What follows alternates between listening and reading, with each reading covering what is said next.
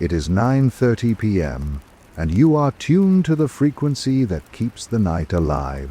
Tonight's radio drama is the Aran Islands, a haunting journey through lonely shores, fading folklore, and the last storytellers of Old Ireland.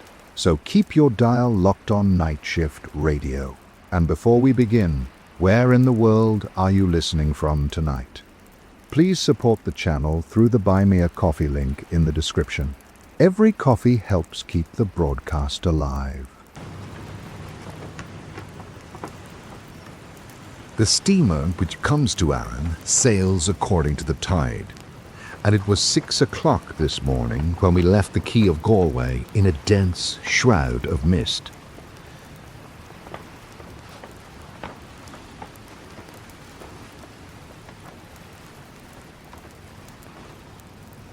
A low line of shore was visible at first on the right between the movement of the waves and fog, but when we came further it was lost sight of, and nothing could be seen but the mist curling in the rigging and a small circle of foam.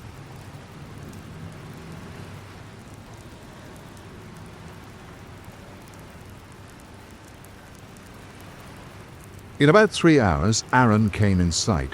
A dreary rock appeared at first, sloping up from the sea into the fog. Then, as we drew nearer, a Coast Guard station and the village.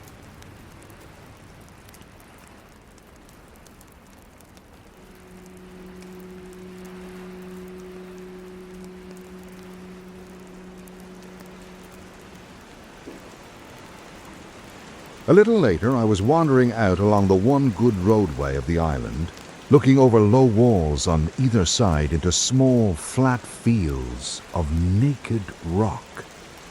I have seen nothing so desolate. Grey floods of water were sweeping everywhere upon the limestone.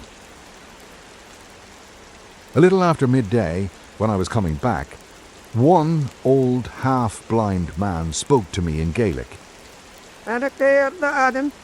But in general, I was surprised at the abundance and fluency of the foreign tongue.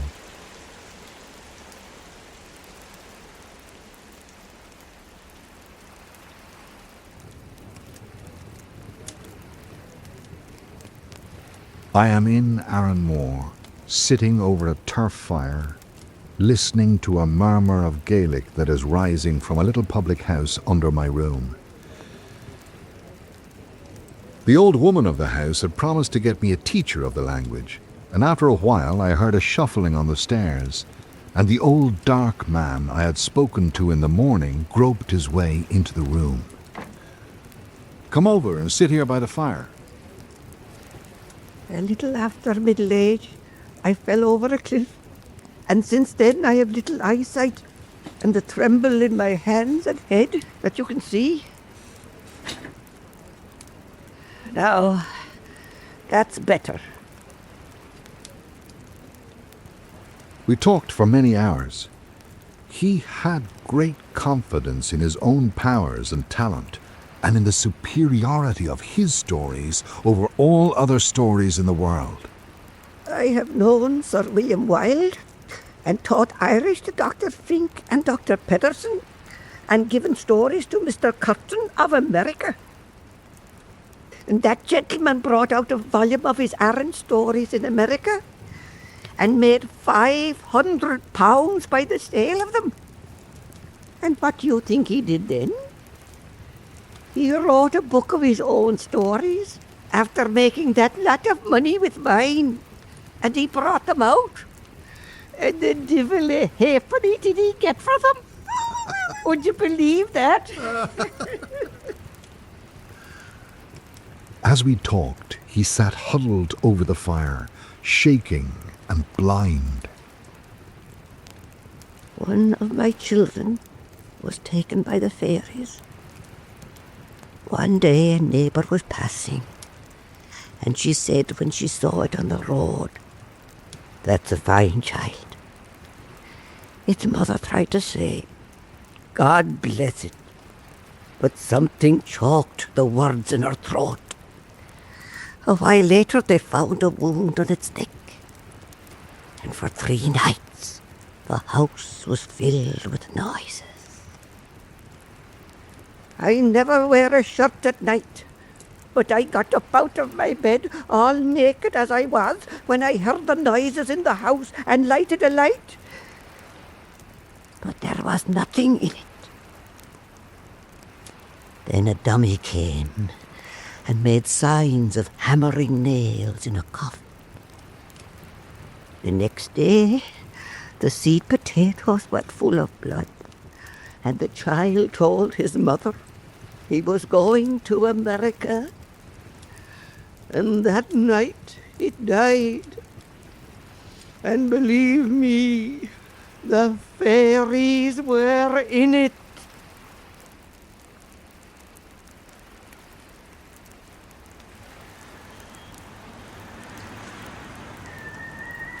I went out through Killeen, the poorest village in Aran, to a long neck of sand hill that runs out into the sea towards the southwest.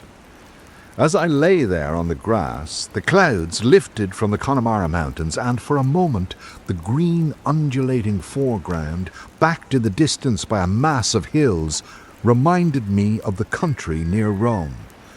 Then the dun topsail of a hooker swept above the edge of the sand hill and revealed the presence of the sea. The intense insular clearness one sees only in Ireland, and after rain, was throwing out every ripple in the sea and sky, and every crevice in the hills beyond the bay.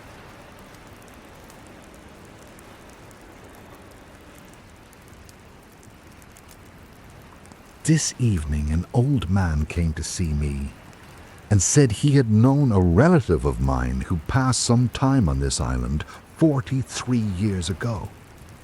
I was standing under the pier wall mending nets when you came off the steamer, and I said to myself in that moment, if there is a man of the name of Singh left walking the world, it is that man yonder will be he. The island has changed since I left it to go to sea before the end of my childhood. Now I have come back to live in a bit of a house with my sister. The island is not the same at all to what it was. It's little good I can get from the people who are in it now, and anything I have to give them, they don't care to have.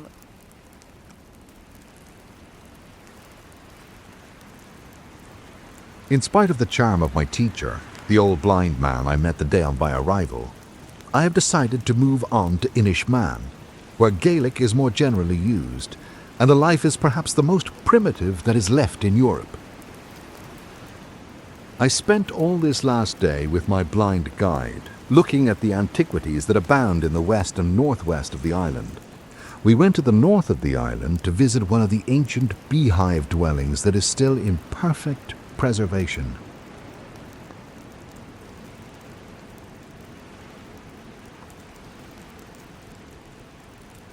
Where we crawled in on our hands and knees and stood up in the gloom of the interior, old Mortine took a freak of earthly humour.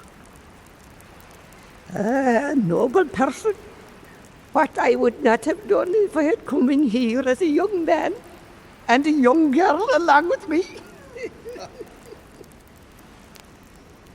But let me now give you the Catholic theory of the fairies. When Lucifer saw himself in the glass, he thought himself equal to God. Then the Lord threw him out of heaven and all the angels that belonged to him. And while he was chucking them out, an archangel asked him to spare some of them. And those that were falling are in the air still, and have power to wreck ships and to work evil in the world. I see. Now, when you get to Inishmaan, you'll have an old man to talk with you over there and tell you stories of the fairies. But he's walking about with 2 sticks under him this 10 years. Did ever you hear what it is goes on 4 legs when it is young, and on 2 legs after that, and on 3 legs when it does be old. The human being himself. Master, you're a cute one, and the blessing of God be on you. Well, I'm on 3 legs this minute, but the old man beyond is back on 4. I don't know if I'm better than the way he is. He's got his sight, and I'm only an old, dark man.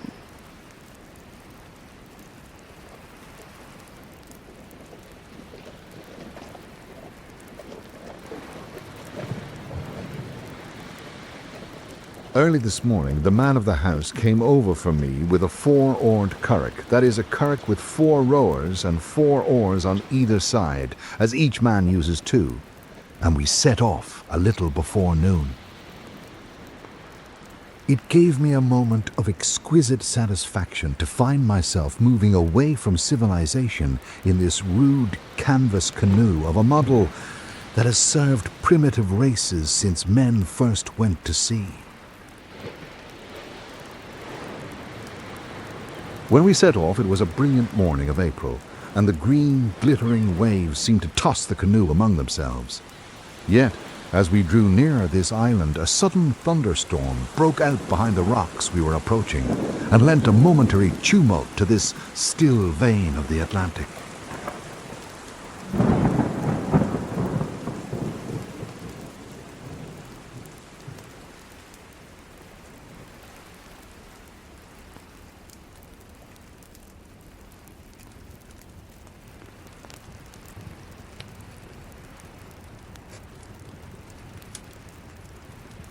I am settled at last on Inishmaan in a small cottage with a continual drone of Gaelic coming from the kitchen that opens into my room. The kitchen itself, where I will spend most of my time, is full of beauty and distinction. The red dresses of the women who cluster round the fire on their stools give a glow of almost Eastern richness, and the walls have been toned by the turf smoke to a soft brown that blends with the grey earth colour of the floor. Many sorts of fishing tackle and the nets and oilskins of the men are hung upon the walls or among the open rafters, and right overhead, under the thatch, there is a whole cowskin from which they make pampooties. The courtesy of the old woman of the house is singularly attractive, and though I could not understand much of what she said, she has no English, I could see with how much grace she motioned each visitor to a chair or stool, according to his age, and said a few words to him till he drifted into our English conversation. For the moment, my own arrival is the chief subject of interest, and the men who come in are eager to talk to me. A few of the men have a curiously full vocabulary. Others know only the commonest words in English and are driven to ingenious devices to express their meaning. Of all the subjects we talk of, war seems their favorite, and the conflict between America and Spain is causing a great deal of excitement. Nearly all the families have the relations who have had to cross the Atlantic, and we all eat of the flour and bacon that is brought from the United States. And I tell you, if anything happened to America, we'd not be able to live here any longer. Foreign languages are another favorite topic, and as these men are bilingual, they have a fair notion of what it means to speak and think in many different idioms.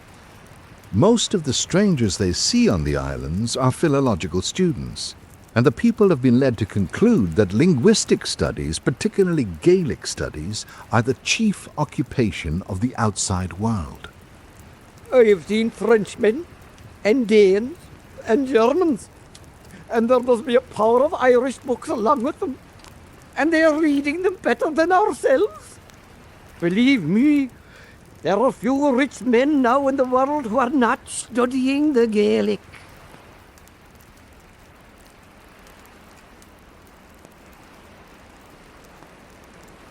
When I was going out this morning to walk around the island with Michael, the boy who was teaching me Irish, I met an old man making his way down to the cottage. He was dressed in miserable black clothes which seemed to have come from the mainland, and was so bent with rheumatism that at a little distance he looked more like a spider than a human being. That's Pat Aran, the storyteller old Marchin told you about on the other island. Should we not turn back? He appears to be on his way to visit me. Not a bit.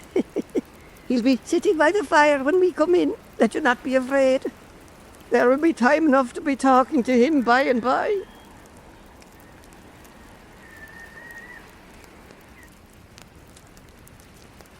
He was right. As I came down into the kitchen some hours later, old Pat was sitting in the chimney corner, blinking with the turf smoke. He spoke English with remarkable aptness and fluency, due, I believe, to the months he spent in the English provinces working at the harvest when he was a young man. It's yourself, is it? I have been crippled by an attack of the old hin. The influenza? Yes, yes. Do you like stories? I do. Well, I'll tell you one in English. But it would be much better if you could follow the Gaelic. There were two farmers in County Clare. One had a son, and the other, a fine, rich man, had a daughter.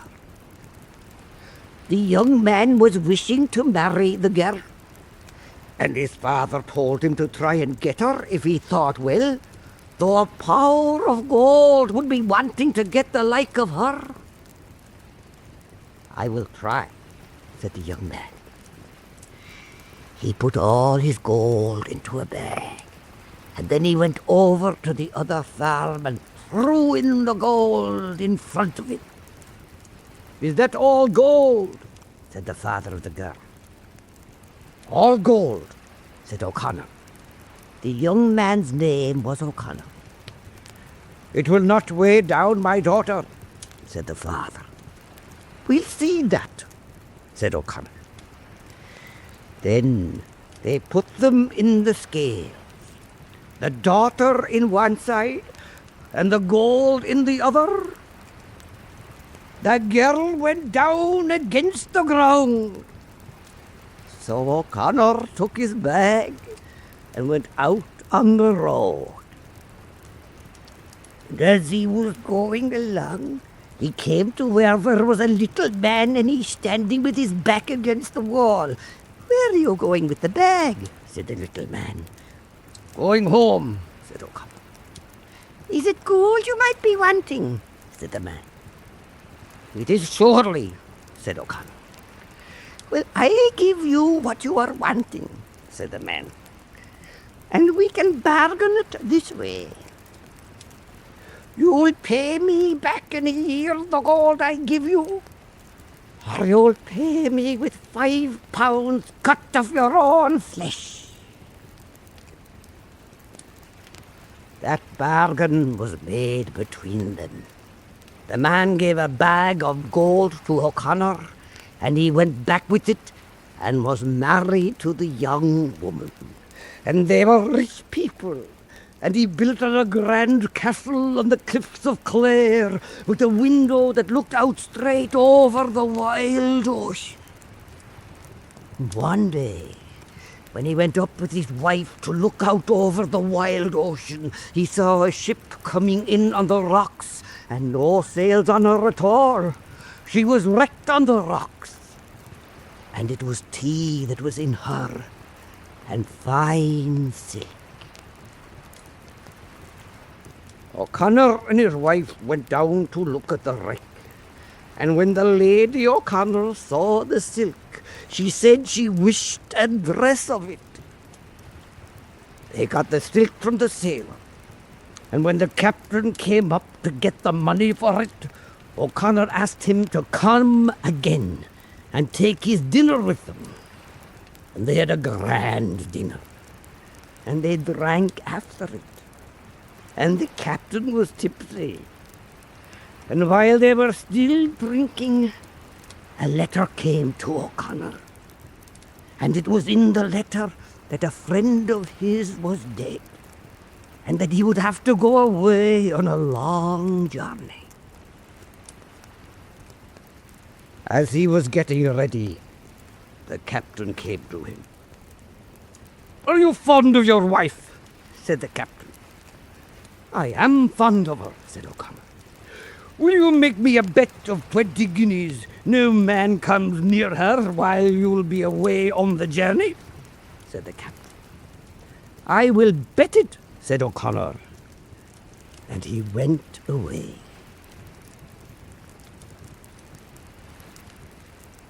There was an old hag who sold small things on the road near the castle. And the Lady O'Connor allowed her to sleep up in her room in a big box. The captain went down on the road to the old hag. For how much will you let me sleep one night in your box? Said the captain. For no money at all would I do such a thing, said the hag. For 10 guineas, said the captain. Not for 10 guineas, said the hag. For 12 guineas, said the captain. Not for 12 guineas, said the hag. For 15 guineas, said the captain. For 15 I will do it, said the hag. Then she took him up and hid him in the box. When night came, the Lady O'Connor walked up into her room, and the captain watched her through a hole that was in the box. He saw her take off her 2 rings and put them on a kind of a board that was over her head, like a chimney piece, and take off her clothes, except her shift, and go up into her bed. As soon as she was asleep, the captain came out of his box, and he had some means of making a light, for he lit the candle. He went over to the bed where she was sleeping, without disturbing her at all, or doing any bad thing. And he took the 2 rings off the board, and blew out the light, and went down again into the box. He paused for a moment, and a deep sigh of relief rose from the men and women who had crowded in while the story was going on, till the kitchen was filled with people. As the captain was coming out of his box, the girls, who had appeared to know no English, stopped their spinning and held their breath with expectation.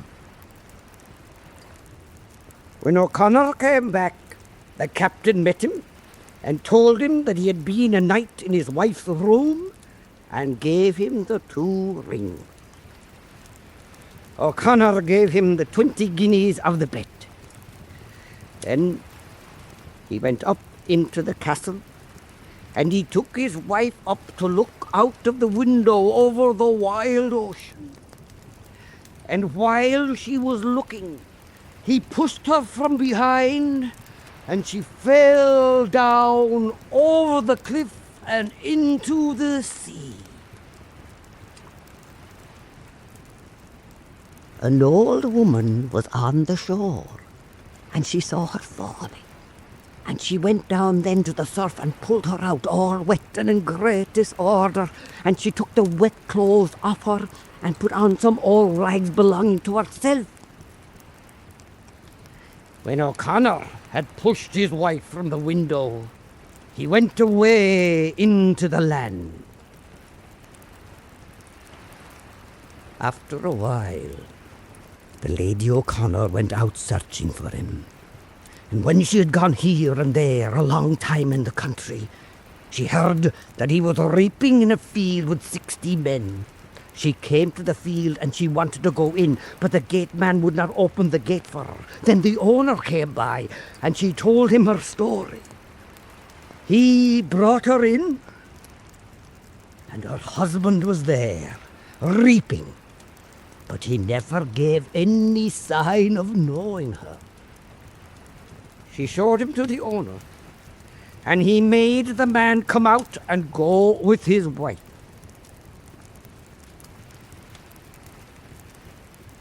Then the Lady O'Connor took him out on the road where there were horses and they rode away. And when they came to the place where O'Connor had met the little man, he was there on the road before them. Have you my gold on you? Said the man. I have not, said O'Connor. Then you'll pay me the flesh off your body, said the man. They went into a house, and a knife was brought, and a clean white cloth was put on the table, and O'Connor was put upon the cloth. Then the little man was going to strike the lancet into him, when says Lady O'Connor, "Have you bargained for 5 pounds of flesh?" For 5 pounds of flesh, said the little man. Have you bargained for any drop of his blood? Said Lady O'Connor. for no blood, Said the man. Cut out the flesh, said Lady O'Connor. And if you spill 1 drop of his blood, I'll put that through you. And she put a pistol to his head. The little man went away, and they saw no more of him.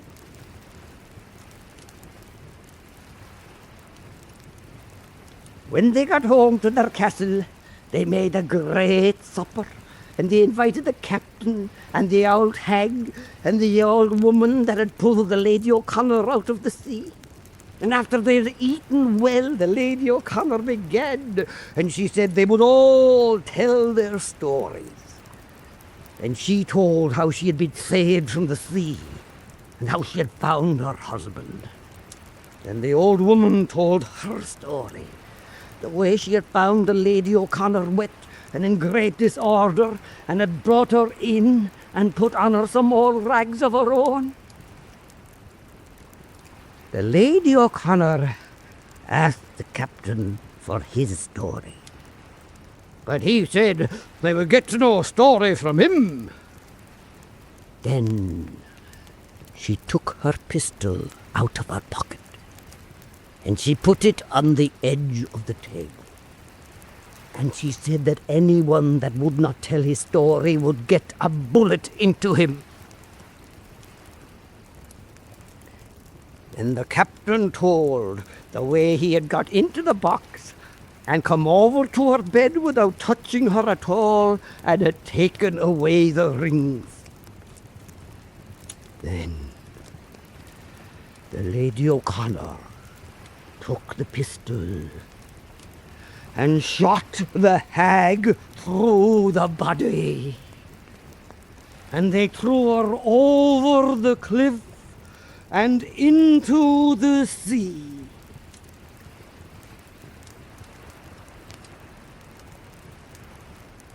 That is my story.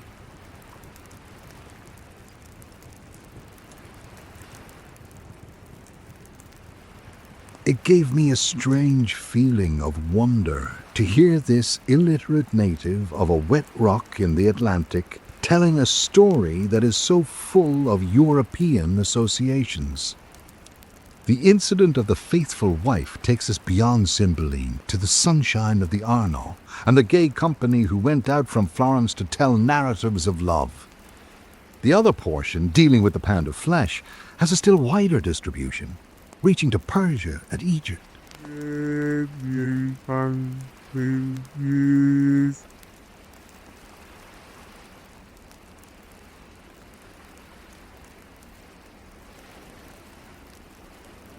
While I am walking with Michael, someone often comes to me to ask the time of day. Few of the people, however, are sufficiently used to modern time to understand in more than a vague way the convention of the hours. And when I tell them what o'clock it is by my watch, they are not satisfied and ask, but how long is left me before the twilight? The general knowledge of time on the island depends, curiously enough, on the direction of the wind. Nearly all the cottages are built like this one, with 2 doors opposite each other, the more sheltered of which lies open all day to give light to the interior. If the wind is northerly, the south door is opened, and the shadow of the doorpost moving across the kitchen floor indicates the hour. As soon, however, as the wind changes to the south, the other door is opened, and the people who never think of putting up a primitive dial are at a loss. When the wind is from the north, the old woman manages my meals with fair regularity, but on the other days she often makes my tea at 3 o'clock instead of 6. If I refuse it, she puts it down to simmer for 3 hours in the turf, and then brings it in at 6 o'clock, full of anxiety to know if it is warm enough. The old man warmed to the theme of my watch and time. Well, you should bring us a clock when you go away. We'd like to have something from you in the house. The way we wouldn't forget you. And wouldn't a clock be as handy as another thing?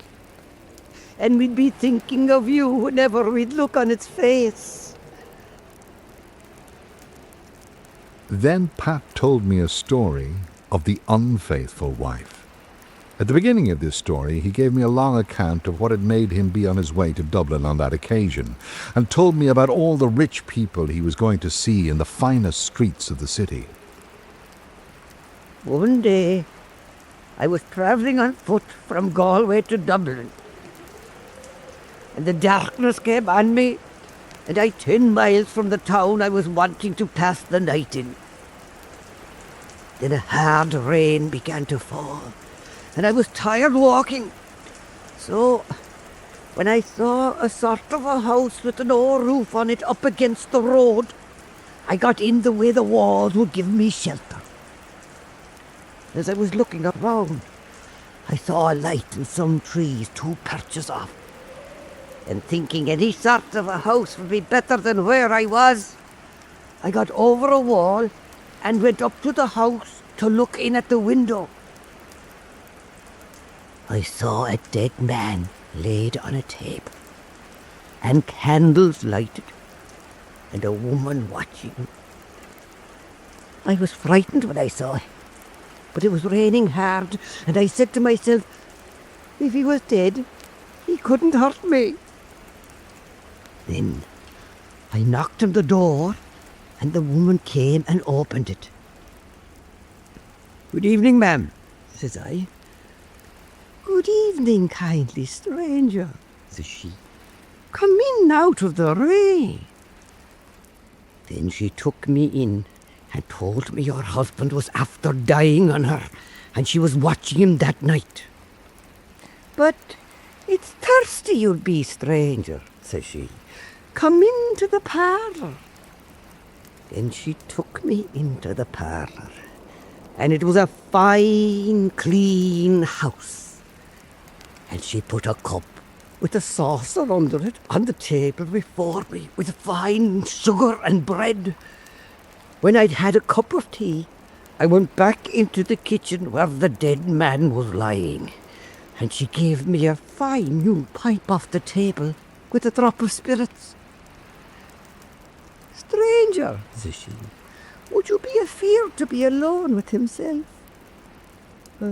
"Not a bit in the world, ma'am," says I. "He that's dead can do no hurt." Then she said she wanted to go over and tell the neighbours the way her husband was after dying on her. And she went out and locked the door behind her. I smoked one pipe, and I leaned out and took another off the table. I was smoking it with my hand on the back of my chair, the way you are yourself this minute, God bless you, and I looking on the dead man. When he opened his eyes as wide as myself and looked at me. "Don't be afraid, stranger," said the dead man. "I'm not dead at all in the world. Come here and help me up, and I'll tell you all about it." Well, I went up and took the sheet off of him, and I saw that he had a fine, clean shirt on his body and fine flannel drawers. He sat up then and says he, "I've got a bad wife, stranger, and I let on to be dead the way I'd catch her goings on." Then he got 2 fine sticks he had to keep down his wife, and he put them at each side of his body, and he laid himself out again as if he was dead. In half an hour, his wife came back, and a young man along with her. Well, she gave him his tea, and she told him he was tired, and he would do right to go and lie down in the bedroom. The young man went in, and the woman sat down to watch by the dead man. A while after, she got up, and, "Stranger," says she, "I'm going in to get the candle out of the room. I'm thinking the young man will be asleep by this time." She went into the bedroom, but the devil a bit of her came back. Then the dead man got up, and he took 1 stick, and he gave the other to myself. We went in and saw them lying together with her head on his arm. The dead man hit him a blow with the stick, so that the blood out of him leapt up and hit the gallery. That is my story.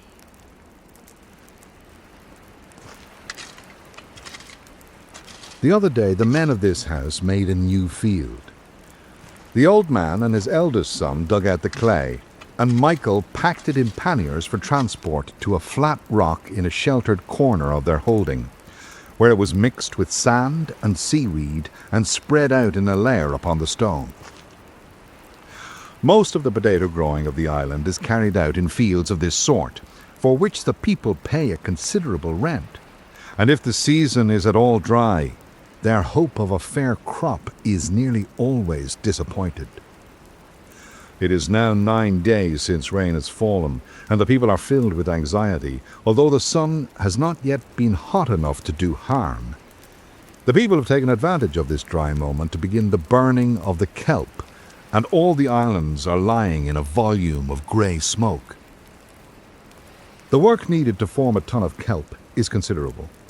The seaweed is collected from the rocks after the storms of autumn and winter, dried on fine days, and then made up into a rick, where it is left till the beginning of June. It is then burnt in low kilns on the shore, an affair that takes from 12 to 24 hours of continuous hard work.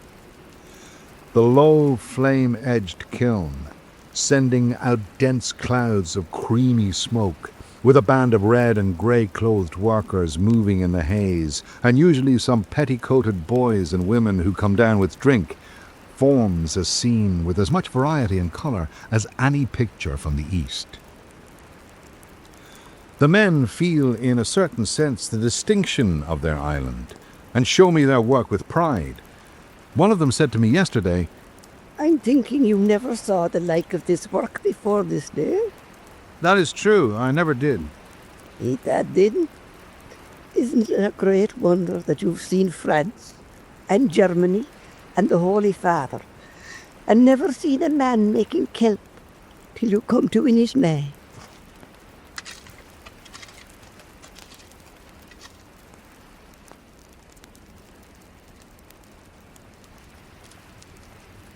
Old Pat Duran continues to come up every day to talk to me, and at times I turn the conversation to his experiences of the fairies.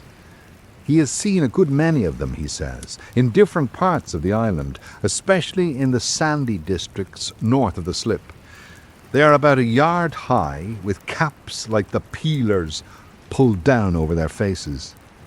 Yesterday he took me aside and said he would tell me a secret he had never told to any person in the world. Take a sharp needle and stick it in under the collar of your coat, and not one of them will be able to have power on you. But listen to this story I'm going to tell you. A poor widow had 3 sons and a daughter. One day, when her sons were out looking for sticks in the wood, they saw a fine speckled bird flying in the trees. The next day, they saw it again. And the eldest son told his brothers to go and get sticks by themselves, for he was going after the bird. He went after it and brought it in with him when he came home in the evening. They put it in an old hen coop, and they gave it some of the meal they had for themselves. I don't know if it ate the meal, but they divided what they had themselves. They could do no more. That night, it laid a fine spotted egg in the basket. The next night, it laid another. At that time, its name was on the papers, and many heard of the bird that laid the golden eggs, for the eggs were of gold, and there's no lie in it. When the boys went down to the shop the next day to buy a stone of meal, the shopman asked if he could buy the bird of them. Well, it was arranged in this way. The shopman would marry the boy's sister, a poor, simple girl without a stitch of good clothes, and get the bird with her. Some time after that, one of the boys sold an egg of the bird to a gentleman that was in the country. The gentleman asked him if he had the bird still. He said that the man who had married his sister was after getting it. Well, said the gentleman, the man who eats the heart of that bird will find a purse of gold beneath him every morning, and the man who eats its liver will be King of Ireland. The boy went out. He was a simple poor fella, and told the shopman. Then the shopman brought in the bird and killed it, and he ate the heart himself, and he gave the liver to his wife. When the boy saw that, there was great anger on him, and he went back and told the gentleman. Do what I'm telling you, said the gentleman. Go down now and tell the shopman and his wife to come up here to play a game of cards with me, for it's lonesome I am this evening. When the boy was gone, he mixed a vomit and poured the lot of it into a few naggins of whiskey, and he put a strong cloth on the table under the cards. The man came up with his wife, and they began to play. The shopman won the first game, and the gentleman made them drink a sup of the whiskey. They played again, and the shopman won the second game. Then the gentleman made him drink a sup more of the whiskey. And as they were playing the third game, the shopman and his wife got sick on the cloth, and the boy picked it up and carried it into the yard, for the gentleman had let him know what he was to do. Then he found the heart of the bird, and he ate it. And the next morning, when he turned in his bed, there was a purse of gold under him. That is my story. When the steamer is expected, I rarely fail to visit the boat slip, as the men usually collect when she is in the offing and lie arguing among their currachs till she has made her visit to the South Island and is seen coming towards us. The pier on this island is also a novelty and is much thought of, as it enables the hookers that still carry turf and cattle to charge and take their cargoes directly from the shore. The water round it, however, is only deep enough for a hooker when the tide is nearly full and will never float the steamer, so passengers must still come to land in currachs. In bad weather, 4 men will often stand for nearly an hour at the top of the slip with a currach in their hands, watching a point of rock towards the south where they can see the strength of the waves that are coming in. The instant a break is seen, they swoop down to the surf, launch their currach, pull out to sea with incredible speed. Coming to land is attended with the same difficulty, and if their moment is badly chosen, they are likely to be washed sideways and swamped among the rocks. This continual danger, which can only be escaped by extraordinary personal dexterity, has had considerable influence on the local character, as the waves have made it impossible for clumsy, foolhardy, or timid men to live on these islands. While the Carricks are out, I am left with a few women and very old men who cannot row. One of these old men, whom I often talk with, is fond of telling me anecdotes, not folk tales, of things that have happened here in his lifetime.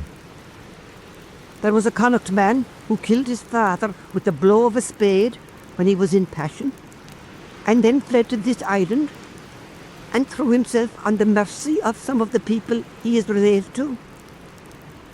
They hid him in a hole, kept him safe for weeks, though the police came and searched for him, and he could hear their boots grinding on the stones over his head. And a reward was offered, but no man took it, and after much trouble, the man was safely shipped to America. This impulse to protect the criminal is universal in the West. It seems partly due to the association between justice and the hated English jurisdiction, but more directly to the primitive feeling of these people, who are never criminals, yet always capable of crime. A man will not do wrong unless he is under the influence of a passion like a storm on the sea. If a man has killed his father and is already sick and broken with remorse, is there any reason why he should be dragged away by the law and killed? Such a man will be quiet all the rest of his life. But would that man not need to be punished as an example to the rest of the islanders? Would anyone kill his father if he was able to help it?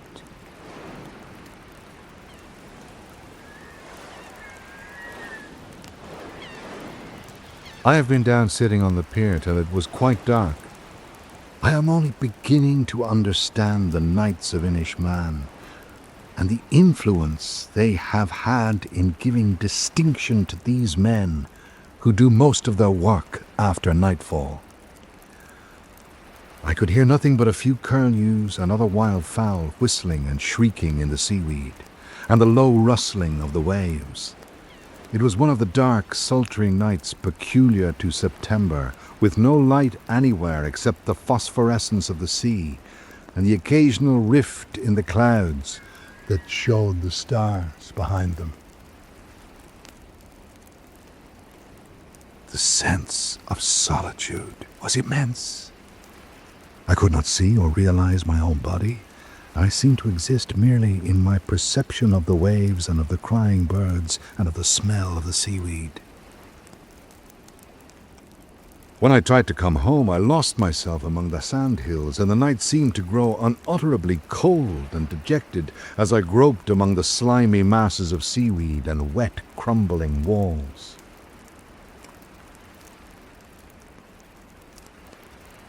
I am back on Inishmore, and old Martin is keeping me company again, and I am now able to understand the greater part of his Irish. He took me out today to show me the remains of some clochons, or beehive dwellings, that are left near the central ridge of the island. After I had looked at them, we lay down in the corner of a little field, filled with the autumn sunshine and the odour of withering flowers, while he told me a long folk tale, which took more than an hour to narrate. He is so blind that I can gaze at him without discourtesy, and after a while the expression of his face made me forget to listen. The glow of childish transport that came over him when he reached the nonsense ending so common in these tales recalled me to myself. They found the path and I found the puddle. They were drowned and I was found.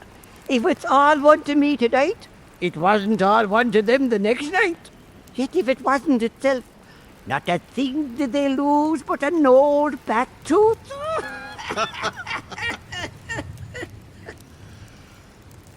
As I led him home through the paths he described to me, it is thus we get along, lifting him at times over the low walls he is too shaky to climb, he brought the conversation to the topic they are never weary of, my views on marriage. He stopped as we reached the summit of the island, with the stretch of the Atlantic just visible behind him. Whisper, noble person, do you never be thinking on the young girls?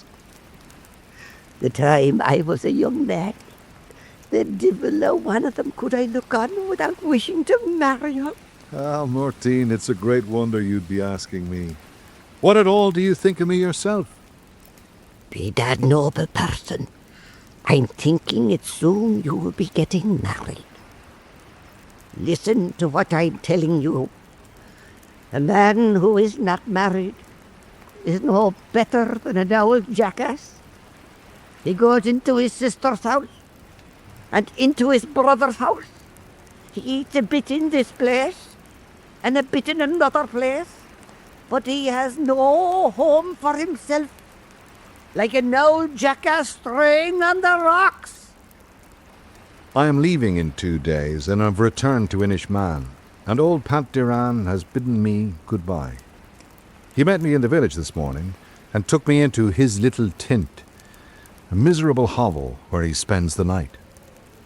I sat for a long time on his threshold while he leaned on a stool behind me near his bed and told me the last story I shall have from him, a rude anecdote not worth recording. Then he told me with careful emphasis how he had wandered when he was a young man and lived in a fine college, teaching Irish to the young priests. They say on the island that he can tell as many lies as 4 men. Perhaps the stories he has learned have strengthened his imagination. When I stood up in the doorway to give him God's blessing, he leaned over on the straw that forms his bed and shed tears. Then he turned to me again, lifting up one trembling hand with the mitten worn to a hole on the palm from the rubbing of his crutch, and spoke with tears trickling on his face. I'll not see you again, and you're a kindly man. When you come back next year, I won't be in it. I won't live beyond the winter. But listen now to what I'm telling you. Let you put insurance on me in the city of Dublin, and it's £500 you'll get on my burial.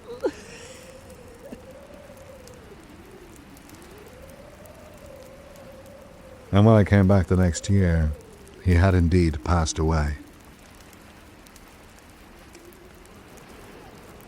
I have come out of an hotel full of tourists and commercial travellers to stroll along the edge of Galway Bay and look out in the direction of the islands.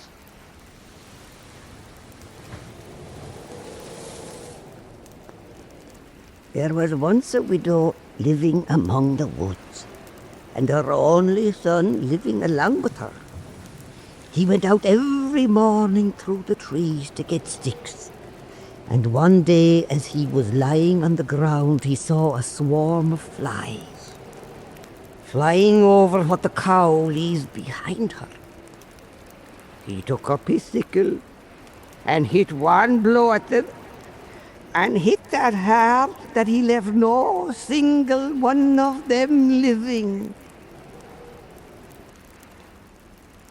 The sort of yearning I feel towards those lonely rocks is indescribably acute. This town, that is usually so full of wild human interest, seems in my present mood a tawdry medley of all that is crudest in modern life.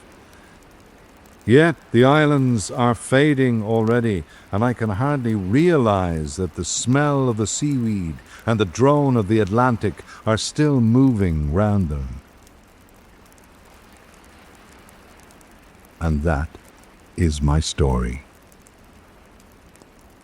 The Aran Islands was first published in 1907 and became one of the most respected works of Irish travel literature and atmospheric storytelling of the early century. written after long stays among the isolated western islands of Ireland.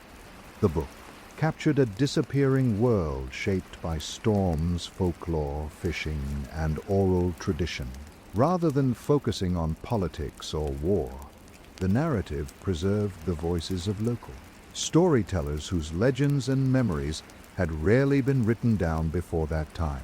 Many historians and literary scholars consider the work an important record of rural life before industrial modernity permanently changed the Atlantic coastal communities. The descriptions of sea weather, island customs, and nightly gatherings around turf fires helped influence later generations of radio writers and dramatic narrators. During the rise of broadcast drama in the mid-20th century, similar styles of slow atmospheric narration became common in late-night literary radio programming. The conversational rhythm heard throughout the story reflects the cadence of spoken Gaelic traditions that survived for centuries through memory and oral performance, because much of the material originated from spoken accounts shared inside cottages. The storytelling often shifts naturally between realism, folklore, and superstition.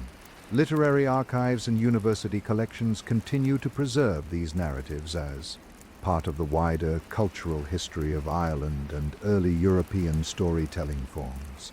Today, the work remains widely discussed for its vivid sense of isolation, landscape, and human resilience beside the harsh environment of the North Atlantic coast. Though written more than a century ago, the atmosphere of the islands still feels strangely timeless whenever these stories are heard again beside the sound of the sea.